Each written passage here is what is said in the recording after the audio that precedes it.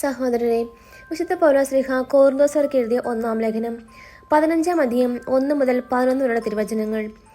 സഹോദരരെ, നിങ്ങൾ സ്വീകരിച്ചതും നിങ്ങളുടെ അടിസ്ഥാനമായി നിലകൊള്ളുന്നതും നിങ്ങൾക്ക് രക്ഷ പ്രദാനം ചെയ്യുന്നതുമായ സുവിശേഷം ഞാൻ എപ്രകാരമാണ് നിങ്ങളോട് പ്രസംഗിച്ചതെന്ന് ഇന്ന് നിങ്ങളെ അനുസ്മരിപ്പിക്കാം.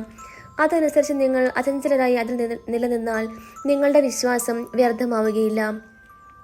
എനിക്ക് ലഭിച്ചത് സർവ്വപ്രധാനമായി കരുതി ഞാൻ നിങ്ങൾക്ക് ഏൽപ്പിച്ചു തന്നു.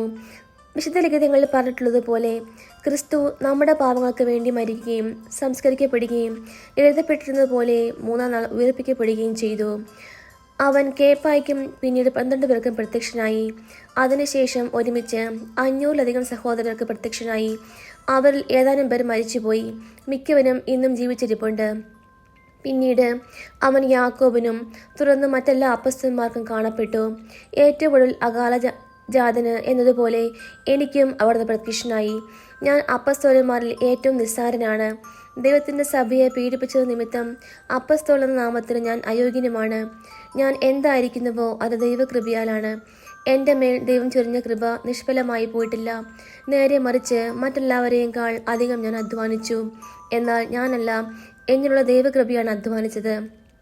അതുകൊണ്ട് ഞാനോ അവരോ ആര് തന്നെയായാലും ഇതാണ് ഞങ്ങൾ പ്രസംഗിക്കുന്നതും നിങ്ങൾ വിശ്വസിച്ചതും.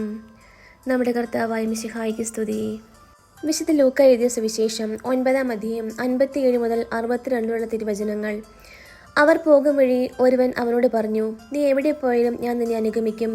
യേശു പറഞ്ഞു, കുറുനരികൾക്ക് മാളങ്ങളും ആകാശത്തിലെ പക്ഷികൾക്ക് കൂടുകളുമുണ്ട്, മനുഷ്യപുത്രൻ തലചായ്ക്കാൻ ഇടമില്ല. അവൻ വേറൊരുവനോട് പറഞ്ഞു, എന്നെ അനുഗമിക്കുക. അവൻ പറഞ്ഞു, കർത്താവേ, ഞാൻ ആദ്യം പോയി എൻ്റെ പിതാവിനെ സംസ്കരിക്കാൻ അനുവദിച്ചാലും. അവൻ പറഞ്ഞു, മരിച്ചവർ തങ്ങളുടെ മരിച്ചവരെ സംസ്കരിക്കട്ടെ, നീ പോയി ദൈവരാജ്യം പ്രസംഗിക്കുക. മറ്റൊരുവൻ പറഞ്ഞു, കർത്താവേ, ഞാൻ നിന്നെ അനുഗമിക്കാം, പക്ഷേ ആദ്യം പോയി എൻ്റെ വീട്ടുകാരോട് വിട വാങ്ങാൻ അനുവദിക്കണം.